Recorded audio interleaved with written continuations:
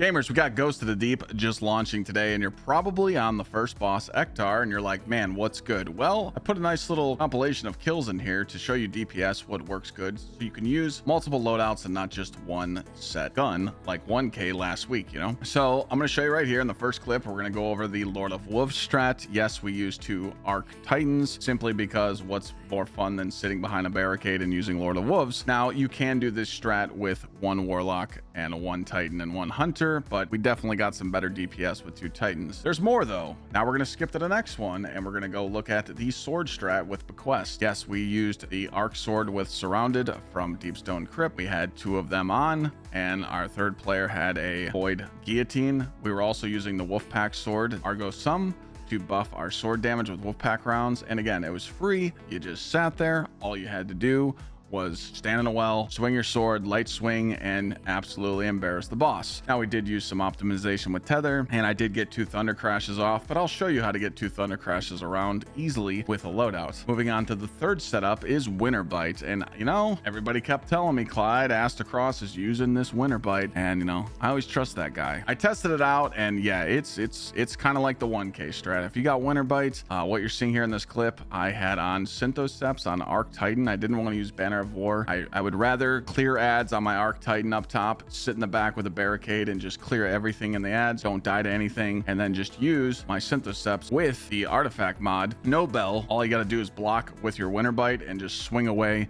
Again, the damage is pretty impressive, almost one phasing, non-optimized. I think LFG can take advantage of this strat. We did it with a Titan, a Warlock, and a Hunter. We only had 2 Winter Bites in this damage rotation. The Hunter did have a class item on with Synthoceps. The Warlock was using Well and Lord of Wolves because they didn't have the Winter Bite, and that's okay. It's just showing that you can use multiple things. I'm going to break down and show you some setups that I did for each use of loadouts, and hopefully it helps you. So first off, I'm going to throw some Hunter stuff on screen. This is the Prismatic Hunter setup. You can use Tether, you can use Silence and Squall, whatever you want. You are going to be using an exotic class item. If you're using the Glaive, you should use the Synthocept exotic class item. And then if you're just running Tether because you're using Sword or Lord of Wolves, you can use the Liar Caliban setup. So when you come upstairs and you have to, you know, punch all the ads, you have some utility and you can use your prismatic setup pretty free. If you're looking to stun lock with the Warlock, easy. Use Tractor Cannon or Lord of Wolves, whatever you'd like to use. Apotheosis to give you more abilities after your super, then go into your solar subclass and run these fragments and setup that you see on screen right here. And it's pretty simple. Just pop your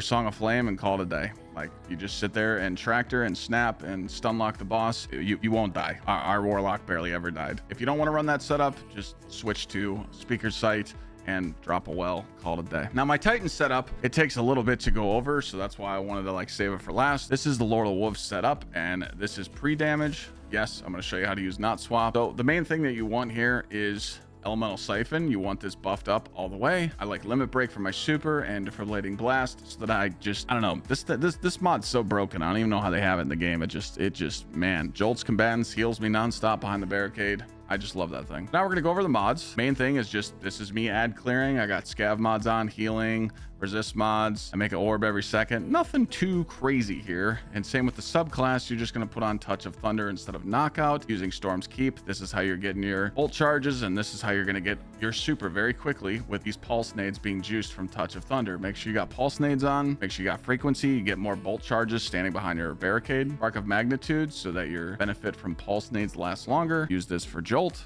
and then use this so you can't take much damage when you're being surrounded. Now we're going to go into the swap. This is where it gets interesting. Triple Dynamo. I know some people say you only need 2. Hey, I put 3 on because I could fit it. This is how you're getting your super very quickly. I run 2 loader mods for the Lord of Wolves because I can just reload it quicker. Double Void so the boss can't hurt me. Triple Solar so that I can surge my Lord of Wolves. And then double Distribution. With these mods on and you non-stop spamming your barricade and your grenade, you will get 2 supers guaranteed per damage phase, and try and impress your friends. Show off. But just make sure you got this mod loadout on, and make sure you have this charged up. If you don't, you won't get it. Moving on to the Bequest setup. Like I said, you can do this with any character. You're just having like an ad clear mod setup. This is same as the Lord of Wolves. I just put on Arc Scavenger, and yes, you guessed it, switching over to damage.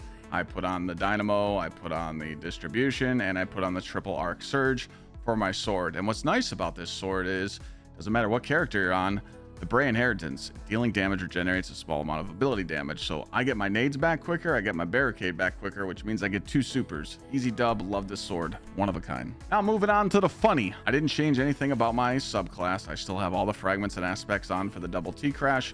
I really wanted to use Winterbite here and not have it optimized, mainly because I want to sit up on stage, I want to be able to put down my barricade, I want to keep my teammates alive, and I want to still have that power of Arc Titan. I was like, hey, let's just throw on Synthoceps and see what happens with Winterbite.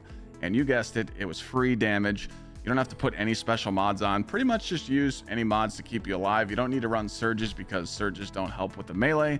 But one thing that you need to pay attention to is Nobel. Make sure you're blocking so it increases your melee damage. I didn't really have to do anything to optimize this. It's kind of brain dead. I stood in a well, I swung, and boss just kind of fell over.